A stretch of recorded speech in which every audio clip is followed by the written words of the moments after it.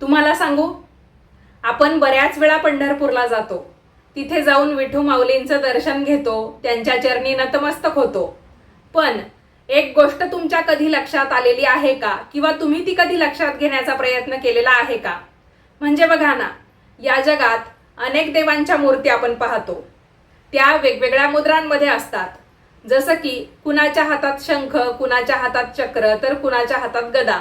त्याचबरोबर कुणी ध्यानस्थ आहे, तर कुणी अभय मुद्रेमध्ये असलेले आपल्याला पाहायला मिळतं.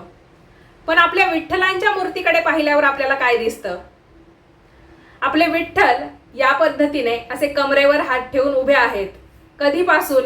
तर त्यांच्या आरतीमध्ये आपल्याला ऐकायला मिळतं, युगे 28 विटेवरी उभा. म्हणजे विठू माऊली तब्बल 28 युगांपासून अशा पद्धतीने कमरेवर हात ठेवून उभे आहेत. मग ही फक्त त्यांच्या मूर्तीची रचना आहे का, किंवा यामागे काही गूढ रहस्य दडलेलं आहे? विठू माऊली या पद्धतीने कमरेवर हात ठेवून आपल्याला कोणता संदेश देऊ पाहतात, किंवा याचा आपल्या आयुष्याशी काय संबंध आहे, हे सगळं आपण या व्हिडिओच्या माध्यमातून आज जाणून घेणार आहोत. तर नमस्कार मंडळी, आपण पाहताय शीतलवाणी. हा व्हिडिओ शेवटपर्यंत नक्की पहा. चॅनलवर तुम्ही पहिल्यांदाच आलेला असाल तर हे आपलं नवीन चॅनल आहे शीतलवाणी. धार्मिक तसेच आध्यात्मिक व्हिडिओ पाहण्यासाठी, नवनवीन धार्मिक कथा ऐकण्यासाठी तुम्ही अवश्य शीतलवाणी या चॅनलला सबस्क्राईब करू शकता. आणि व्हिडिओ पाहत असताना कमेंट्समध्ये लिहा जय हरी माऊली. तर व्हिडिओ सुरू करण्यापूर्वी एक महत्त्वाची सूचना मी तुम्हाला सांगू इच्छिते. यामध्ये मी तुम्हाला जी माहिती किंवा कथा सांगणार आहे, तर ती तुम्हाला व्यवस्थितरित्या समजावी आणि ऐकताना देखील चांगलं वाटावं, यासाठी कथेचे, माहितीचे सर्व भाग इथे मी एकत्रित करून घेतलेले आहे आणि त्यानुसारच आता तुमच्या समोर मांडणार आहे. तेव्हा सगळी माहिती व्हिडिओ लक्षपूर्वक ऐका. तर चला व्हिडिओला सुरुवात करूया. तर भक्त हो, मगाशी म्हटल्याप्रमाणे जेव्हा आपण पंढरीच्या पांडुरंगांचं दर्शन घेतो, त्यांच्या चरणी लीन होतो, तर बऱ्याच वेळा आपल्या डोळ्यातून आनंद अश्रू येत असतात. कारण जशी काही आपल्याला आपली आई भेटलेली आहे असा आनंद त्यांच्या दर्शनामुळे होत असतो. म्हणूनच वारकरी संप्रदाय आवर्जून त्यांना विठू माऊली याच नावाने ओळखतो, याच नावाने पुकारतो. आणि आपल्यापैकी बरेच जण जेव्हा एकमेकांना भेटतात, म्हणजे समजा दोन व्यक्ती आहेत आणि त्या एकमेकांना भेटत आहेत आणि काही पुढचा विषय बोलण्यापूर्वी ते काय म्हणतात, जय हरी माऊली किंवा रामकृष्ण हरी. आता मला सांगा, तुमच्यापैकी कोण कोण पंढरीच्या पांडुरंगांचं दर्शन घ्यायला पायी जातो? म्हणजे पायी वारी आतापर्यंत कुणी कुणी केलेली आहे, किती वेळा केलेली आहे? पायी दिंडीचा तुमचा काय अनुभव असतो? किंवा तुम्ही जेव्हा एकमेकांना भेटतात तर तेव्हा तुमची बोलण्याची सुरुवात रामकृष्ण हरी किंवा जय हरी माऊली अशा पद्धतीची असते का? तर खरंच या गोष्टीमधून आपल्याला कळतं की विठू माऊलींचे भक्त किंवा वारकरी संप्रदायाची जी काही महती आहे ती किती लांबपर्यंत पोहोचलेली आहे. आपली बोलण्याची सुरुवातच त्यांचं नाव घेऊन होते. म्हणजेच काय, आपल्या मुखामध्ये सदैव हरींचं नाम असतं. आणि काही घरांमध्ये हरिपाठाचं सुद्धा नित्य वाचन होतं. तर तुम्ही सुद्धा त्यातले असाल तर तुम्ही खरंच खूप भाग्यवान आहात. बघा, तुम्ही विठ्ठल भक्त आहात, पण कधी तुम्ही त्यांच्या मूर्तीकडे शांतपणे बघितलेलं आहे का? त्यांची मूर्ती निरखून बघितलेली आहे का? भगवान श्रीराम जे आहेत ते हातामध्ये धनुष्य घेऊन उभे आहेत. भगवान श्रीकृष्ण हातामध्ये बासरी धरून उभे आहेत. भगवान विष्णू शंख, चक्र, गदा आणि पद्म धारण करून विराजमान आहेत. पण भगवान विठ्ठल ते ना हातात शस्त्र घेतात, ना आशीर्वाद देण्याच्या मुद्रेमध्ये उभे असतात. ते आपले दोन्ही हात कमरेवर ठेवून अगदी शांतपणे भक्तांची वाट पाहत उभे असतात. मंडळी, हा केवळ एक योगायोग नाही, या मुद्रेमागे एक अतिशय गहन असा अर्थ आहे. असं म्हणतात, प्रभू विठ्ठल म्हणजेच भगवान श्रीहरी विठ्ठल या एका मुद्रेतूनच भक्तांना जीवनाचं मोठं तत्वज्ञान शिकवतात. पण त्यांचं हे रूप त्यांनी धारण केलं तरी कसं? विटेवर ते का उभे राहिले आणि दोन्ही हात कमरेवरच का ठेवले? त्यांना हवं असतं, त्यांनी पाहिजे तर अभय मुद्रेमध्ये त्यांचा हात ठेवला असता, पण त्यांनी कमरेवरच आपले हात का ठेवले? या प्रश्नाचं उत्तर आपल्याला मिळतं भक्त पुंडलिकाच्या अद्भुत कथेत. आणि ही कथा फक्त भक्तीची नाही, तर आई वडिलांच्या सेवेची, नम्रतेची आणि भगवंतांना भक्ती कशी प्रिय असते याची आहे. तर भगवान विठ्ठल आजही पंढरपूरमध्ये विटेवरच उभे आहेत. लाखो भक्त त्यांच्या दर्शनासाठी दरवर्षी वारी करतात. आता तर दिंडीचं सुद्धा प्रस्थान पंढरपूरकडे झालेलं आपल्याला दिसून येतं. पण या दर्शनामागे एका भक्ताची अद्भुत कथा दडलेली आहे. त्या भक्ताचं नाव पुंडलिक आणि आज पुंडलिकाचं नाव मोठ्या आदराने घेतलं जातं. पण एक काळ असा होता जेव्हा पुंडलिक अगदी वेगळा होता. तो आई वडिलांशी उद्धटपणे वागत असे, त्यांच्या सेवेकडे पूर्णपणे दुर्लक्ष करत असे. त्याला स्वतःचाच फार अहंकार होता. आई वडिलांचं दुःख त्याला कधी दिसलंच नाही. पण एक दिवस त्याच्या आयुष्यामध्ये अशी घटना घडली ज्यामुळे त्याचं संपूर्ण आयुष्यच बदललं. आणि तोच पुंडलिक जगाला आई वडिलांच्या सेवेचं महत्त्व शिकवणारा महान असा विठ्ठल भक्त बनला. तो बदल नेमका कसा झाला? भगवान श्रीहरी विष्णू त्याच्यावर इतके प्रसन्न का झाले? म्हणजेच पंढरीचे पांडुरंग काय आणि श्रीहरी विष्णू काय ते एकच आहेत, तर ते त्याच्यावर इतके प्रसन्न का झाले? आणि शेवटी विटेवर उभे राहून दोन्ही हात कमरेवरच त्यांनी का ठेवले? ही संपूर्ण कथा आपण एक एक करून जाणून घेऊया. तर पुंडलिक आई वडिलांशी अत्यंत वाईट वागायचा आणि परिणामी त्याची पत्नी सुद्धा तशीच होती. ती सुद्धा सासू सासऱ्यांकडे दुर्लक्षच करायची. त्यांना सन्मान देणं तर दूरच, पण त्यांच्या भावना समजून घेण्याचाही तो अजिबात प्रयत्न करत नव्हता. काळ पुढे सरकत होता. एके दिवशी पुंडलिक काशी यात्रेला निघाला. आई वडील सुद्धा त्याच्या सोबतच होते. पण प्रवासभर तो स्वतःच्या सोयीचाच विचार करत होता. आई वडील थकले आहेत का, त्यांना विश्रांती हवी आहे का, याची त्याला काहीच पर्वा नव्हती. मंडळी, प्रवास करत करत एक दिवस ते एका आश्रमामध्ये मुक्कामासाठी थांबले. तो आश्रम महर्षी कुक्कुट यांचा होता. त्या रात्री पुंडलिकाला झोप येत नव्हती. अचानक त्याने समोर एक आश्चर्यकारक दृश्य पाहिलं. पहाटेच्या वेळी 3 सुंदर स्त्रिया आश्रमामध्ये येताना त्याला दिसल्या. त्यांचे कपडे चिखलाने माखलेले होते, म्हणजे पूर्ण चिखल त्यांच्या कपड्यांवर साड्यांवर उडालेला होता. त्या संपूर्ण आश्रम स्वच्छ करू लागल्या. अशाच अवस्थेमध्ये त्यांनी झाडलोट केली, सारवण केलं. सगळं काम पूर्ण झाल्यावर त्या निघून देखील गेल्या. पण आश्चर्याची गोष्ट म्हणजे आता त्यांचे कपडे पूर्णपणे स्वच्छ आणि तेजस्वी देखील झालेले होते. हे पाहून पुंडलिक चकित झाला. तो त्यांच्या जवळ गेला आणि नम्रपणे विचारलं, देवी, तुम्ही कोण आहात आणि हे अद्भुत दृश्य काय आहे की तुमचे कपडे आधी चिखलाने माखलेले होते आणि आता झाडलोट केल्यानंतर, स्वच्छतेची कामं केल्यानंतर तुमचे कपडे तर अगदी पांढरे शुभ्र झालेले आहेत. तर यामागचं कारण काय, याच्या मागचं रहस्य काय? तर यावर त्या हसल्या आणि म्हणाल्या, आम्ही गंगा, यमुना आणि सरस्वती आहोत. तर हे ऐकून पुंडलिक क्षणभर स्तब्ध झाला. तो म्हणाला, पण तुमचे कपडे चिखलाने माखलेले होते, त्याचं काय? त्यावर त्या म्हणाल्या, लोक आपली पापं आमच्या पाण्यामध्ये धुतात म्हणून आमच्यावर त्या पापांचा स्पर्श होतो. पण या आश्रमामध्ये येऊन महर्षींची आणि त्यांच्या आई वडिलांची सेवा जर आम्ही केली, त्या सेवेचा नुसता स्पर्श जरी झाला तर आम्ही पुन्हा पवित्र होतो. तर भक्त हो, हे शब्द ऐकताच पुंडलिकाच्या डोळ्यात अक्षरशः अश्रू आले. त्याला स्वतःचीच लाज वाटली, कारण ज्या आई वडिलांना तो ओझं समजत होता त्यांची सेवा इतकी महान आहे हे त्याला या देवींकडून पहिल्यांदाच समजलं होतं. आता या पुढची कथा तर अत्यंत भावनिक अशी होणार आहे, लक्षपूर्वक ऐकत राहा. तर भक्त हो, त्या दिवसापासूनच पुंडलिकाचं आयुष्य हे संपूर्णपणे बदलून गेलं. त्याला स्वतःच्या वागण्याचा अतिशय पश्चाताप झाला. तो आई वडिलांच्या चरणी नतमस्तक झाला. अश्रूंनी त्यांचे पाय धुवू लागला. तो म्हणाला, आई बाबा, मला माफ करा. मी तुमचा खूप अपमान केला, पदोपदी तुम्हाला दुखावलं, पण आजपासून माझं आयुष्य तुमच्या सेवेसाठीच मी वाहिलेलं आहे. त्या दिवसानंतर पुंडलिक पूर्णपणे बदलला. तो पहाटे उठत असे. आई वडिलांची अंघोळ असेल, जेवण असेल, त्यांची औषधं असेल, त्यांची विश्रांती असेल, तर त्यांच्या प्रत्येक गोष्टीची तो मनापासून काळजी घ्यायला लागला. त्याच्यासाठी आई वडिलांची सेवा हीच पूजा बनली, हीच भक्ती होती आणि हीच परमेश्वराची आराधना देखील होती. भक्त हो, असं म्हटलं जातं की जेव्हा एखादा भक्त त्याच्या निस्वार्थ भावनेने भगवंताची सेवा करतो, एखाद्या आजारी व्यक्तीची किंवा एखाद्या असहाय्य माणसाची सेवा करतो, तेव्हा भगवान स्वतः त्याच्याकडे आकर्षित होत असतात. आणि अगदी असंच पुंडलिकाच्या बाबतीत सुद्धा घडलं. त्याच्या अतुलनीय भक्तीची कीर्ती थेट वैकुंठापर्यंत पोहोचली. भगवान श्रीहरी विष्णूंनी माता लक्ष्मीकडे पाहिलं आणि ते म्हणाले, पृथ्वीवर माझा एक भक्त अशा प्रकारची सेवा करतो आहे की मला स्वतः त्याला भेटायला जायलाच हवं. भक्त हो, भगवान स्वतः वैकुंठातून पृथ्वीवर निघाले, पण त्यांना हे माहिती नव्हतं की त्यांचा भक्त त्यांना काही क्षण थांबायला सांगणार आहे आणि याच क्षणामुळे इतिहासामध्ये एक नवीन अध्याय लिहिला जाणार होता. तर तो काय आहे ते सुद्धा ऐकत रहा. एकीकडे पुंडलिक आई वडिलांची सेवा करण्यात पूर्णपणे मग्न होता आणि दुसरीकडे भगवान श्रीहरी विष्णू त्याच्या दर्शनासाठी पृथ्वीवर आलेले होते. म्हणजे भक्ताच्या दर्शनासाठी देव पृथ्वीवर आले होते हे लक्षात घ्या.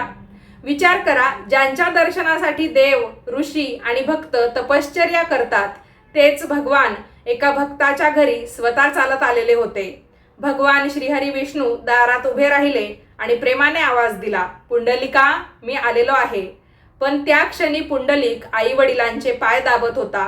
त्याच्या समोर एक मोठा प्रश्न होता, भगवंतांना प्रथम नमस्कार करू की आई वडिलांची सेवा अर्धवट सोडू? पुंडलिकाने क्षणाचाही विचार केला नाही. त्याला माहिती होतं की आई वडिलांची सेवा हीच खरी ईश्वराची सेवा आहे, हीच खरी परमेश्वराची पूजा आहे. म्हणून त्याने जवळ पडलेली एक वीट उचलली आणि भगवानांकडे सरकवत नम्रपणे म्हणाला, प्रभू, माझी सेवा होईपर्यंत कृपया या विटेवर तुम्ही उभे राहा. श्रीहरी विष्णूंकडे वीट सरकावत पुंडलिक म्हणाला, प्रभू, माझ्या आई वडिलांची सेवा होईपर्यंत तुम्ही या विटेवर उभे राहा. तर बघा, सामान्य कोणी माणूस असता आणि त्याला कोणी म्हटलं असतं असं की माझं काम होईपर्यंत तू या विटेवर उभा राहा, तर कदाचित ती व्यक्ती, तो माणूस रागवला असता. पण भगवान हसले.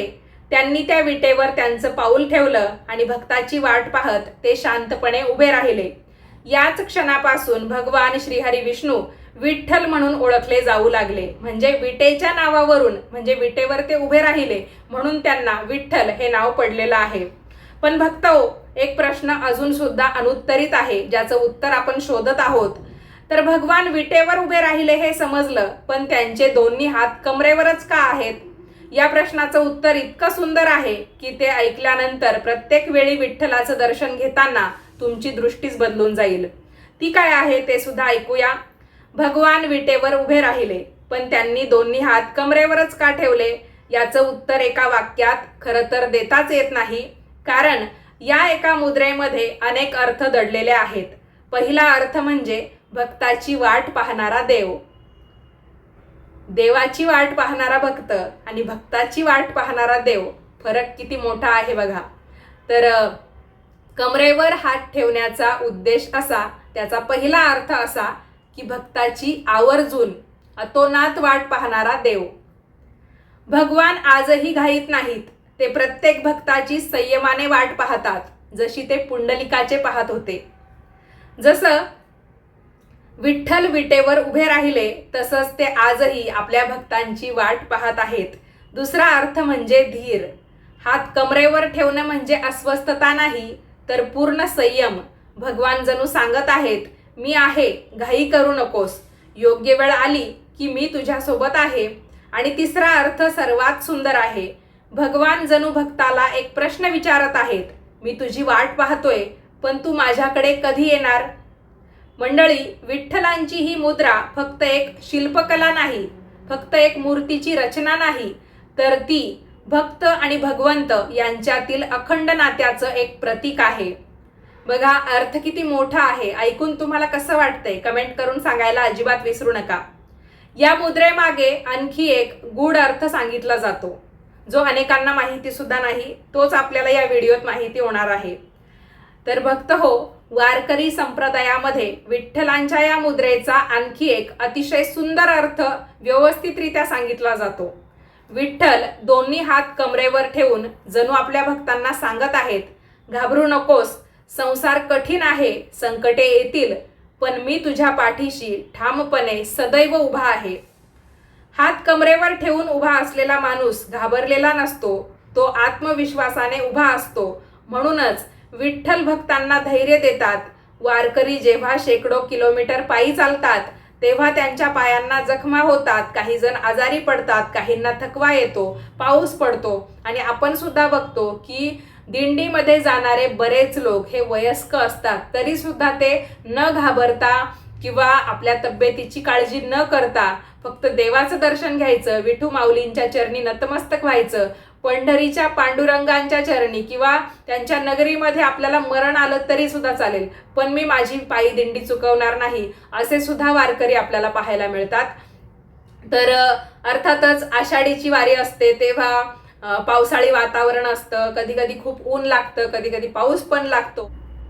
पण एवढं सगळं असूनही, म्हणजे ऊन वारा पाऊस सगळी संकट झेलूनही वारकऱ्यांच्या डोळ्यांसमोर एकच रूप असतं, ते म्हणजे पंढरीच्या पांडुरंगांचं. आणि कसं रूप?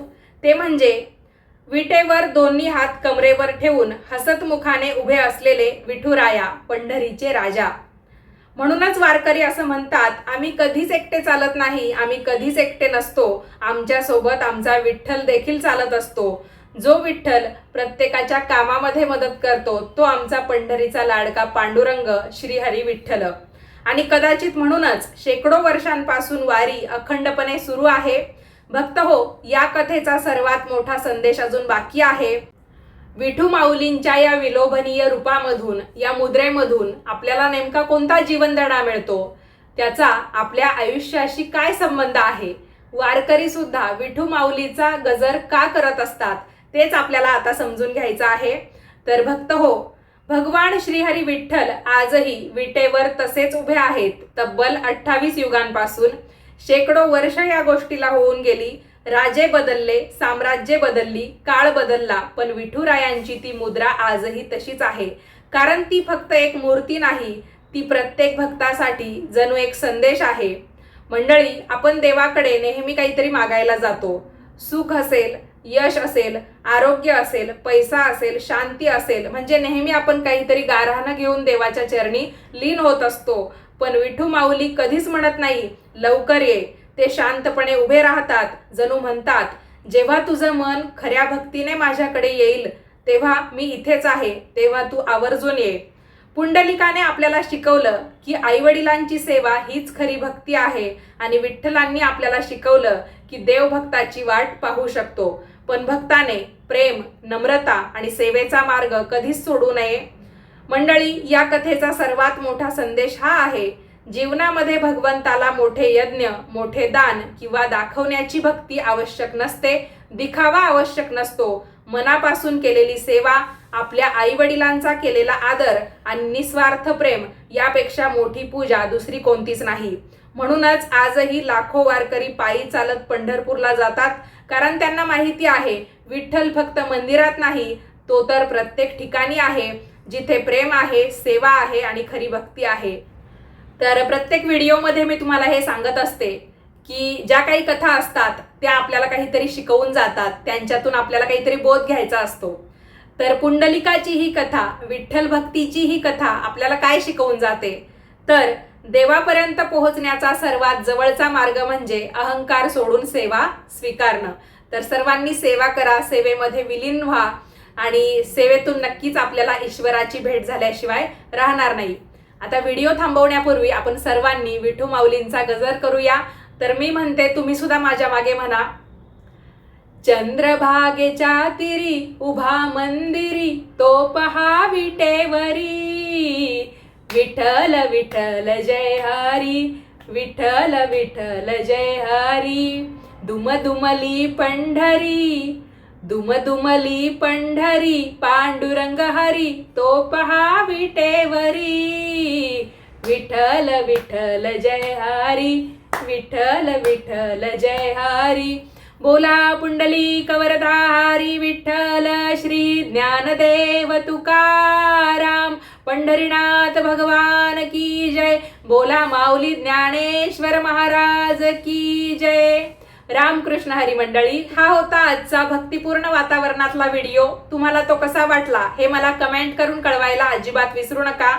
व्हिडिओ आवडला असेल तर लाईक करा, जास्तीत जास्त लोकांपर्यंत ही माहिती पोहोचवा, त्यासाठी व्हिडिओला शेअर करा. आता आपण भेटूयात पुढच्याच नवीन व्हिडिओमध्ये. तोपर्यंत सर्वांनी आपापली काळजी घ्या, आणि असेच नवनवीन माहितीचे धार्मिक, आध्यात्मिक व्हिडिओ नेहमीच पाहण्यासाठी आजच आपल्या शीतलवाणी या चॅनेलला सबस्क्राईब करा. वेळात वेळ काढून ही कथा शेवटपर्यंत ऐकलीत त्यासाठी तुम्हा सर्वांचे पुन्हा एकदा मनापासून धन्यवाद. रामकृष्ण हरी.